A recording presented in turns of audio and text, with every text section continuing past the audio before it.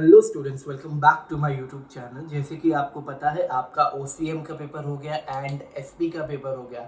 दोनों के जो मैंने आईएमपी प्रोवाइड किए थे, आप चेक कर सकते हो 95% उन्हीं आईएमपी में से बोर्ड में आया हुआ था।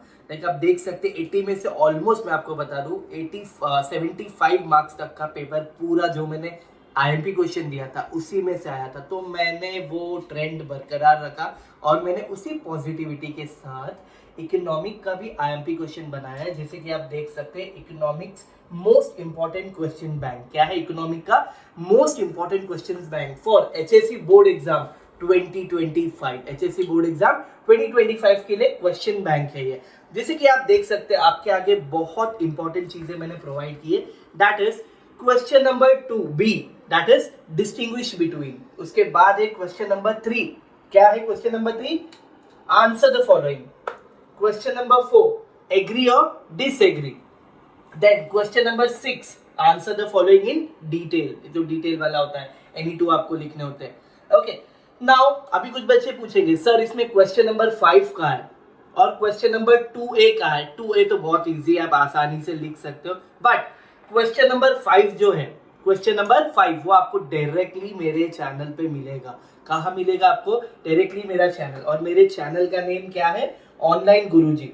जिसको ऑनलाइन गुरुजी के नाम से मेरा चैनल नहीं मिल रहा है, दो student can type follow the trend. क्या टाइप करेंगे? फॉलो द ट्रेंड, एक डैश डाल के -M, ऐसे करके आप सर्च करोगे, you will get my channel. वहां पे आपको क्वेश्चन नंबर 5 के जितने भी क्वेश्चंस है, मैंने क्या किए, पैराग्राफ टाइप है या डायग्राम टाइप है या जैसे भी, मैंने उनको सॉल्व किया है आपके लिए, जो कि एचएससी बोर्ड 2025 के लिए आपको इंपॉर्टेंट रहेंगे। ओके, अब इसमें बहुत इंपॉर्टेंट चीजों के बारे में हम बात करेंगे, क्योंकि हमारे आगे क्वेश्चन बैंक तो प्रेजेंट है।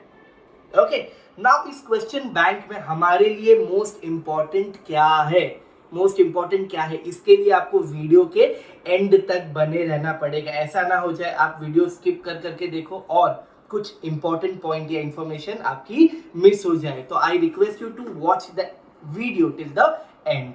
ओके, नाउ क्वेश्चन 2B जो आप देख रहे हैं, डिस्टिंग्विश बिटवीन, आपको पता है, जो कि आप ओसीएम का पेपर लिख रहे थे, एसपी का पेपर लिख रहे थे, यहाँ पे चीजें अलग होने वाली है। क्यों अलग होने वाली है?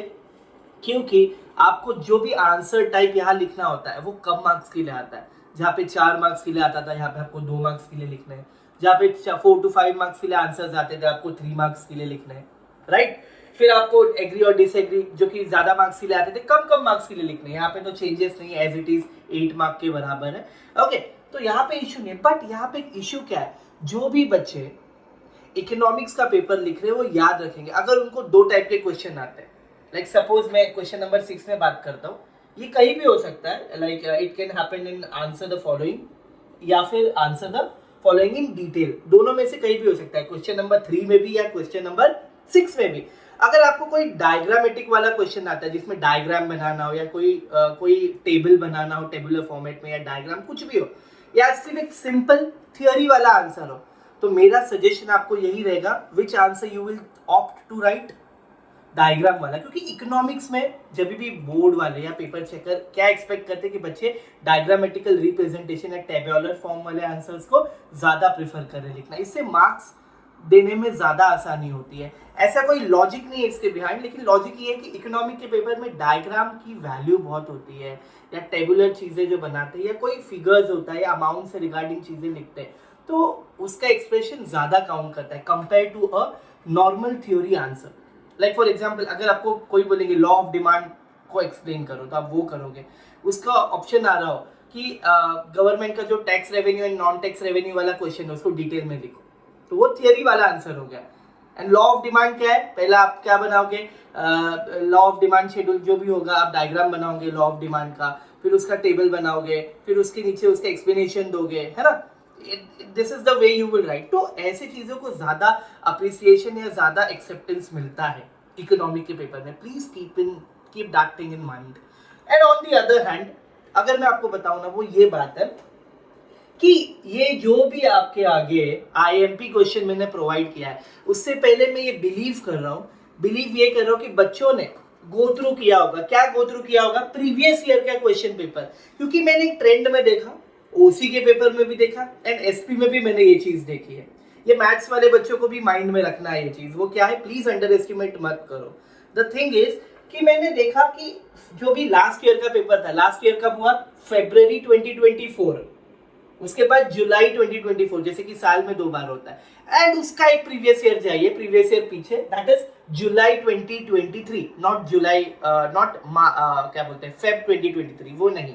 आप सिर्फ क्या देख रहे हो, लास्ट ईयर के 2 बार जो अटेम्प्ट हुए, that is 2024 Feb and 2024 July, and then 2023 जुलाई।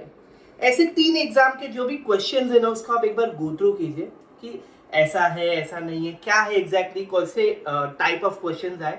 उसके बाद बच्चों ने जितना अब तक पढ़ा है, जितना अब तक पढ़ा है आने वाले पेपर के लिए, जो कि ऑब्वियसली इकोनॉमिक का पेपर आने वाला है, जितना आपने पढ़ा है प्लीज आप मेक श्योर कीजिए उसमें ये क्वेश्चंस अवेलेबल हो। मैंने बहुत थॉरो रिसर्च और बहुत मेहनत से ये क्वेश्चंस आपके लिए बनाए। बस मेरा बेसिक सजेशन ये है कि जब भी आप ये क्वेश्चंस पढ़ने जाओगे, आपने प्रीवियस ईयर के क्वेश्चंस को गो थ्रू किया होगा thoroughly. And on the other hand, जो भी ऑब्जेक्टिव्स आप पढ़ने वाले हो 20 मार्क्स के लिए, जो भी ऑब्जेक्टिव्स है, आपसे मेरी एक रिक्वेस्ट है, वो ऑब्जेक्टिव आप सिर्फ कहां से पढ़ोगे, आप पढ़ोगे that is 21 set of economics. अभी कुछ बच्चे बोलेंगे सर मेरे पास 21 सेट नहीं है, कुछ बच्चे बोलेंगे है। जिनके पास है प्लीज 21 सेट में से इकोनॉमिक्स पढ़ेंगे, और जिन बच्चों के पास 21 सेट नहीं है वो बच्चे मुझे क्या करेंगे, मैसेज करेंगे मेरे पर्टिकुलर वीडियो पे, और उस वीडियो में मैं क्या करूंगा, आपको एक पीडीएफ बना के भेजूंगा, जितने भी क्वेश्चंस ऑब्जेक्टिव्स के अवेलेबल है मेरे पास, आई हैव इकोनॉमिक का 21 सेट, उसमें से मैं आपको अवेलेबल करा दूंगा। बट मेरा एक पोलाइट सजेशन है, please go with this 21 set के ऑब्जेक्टिव्स, उसी में से मोस्टली आता है। So please do a favour on me, है ना, मेरे पे कितना एहसान कर दो। And on the other hand, अभी आंसर की बात आ रही है ना, अभी लैंग्वेज के लिए आपके पास बहुत सारा मटेरियल है, स्टडी मटेरियल। स्टडी मटेरियल जैसे कि मैं आपको बोलूँ ना, आपके पास जो आप कोचिंग या इंस्टीट्यूशन जाते हो वहाँ के स्मार्ट नोट्स है, गवर्नमेंट की टेक्स्ट बुक है, 21 सेट में आंसर्स है, या आप कोई अलग अलग मॉडल क्वेश्चन बुक खरीदते हो उसमें भी आंसर हुए हैं, है ना।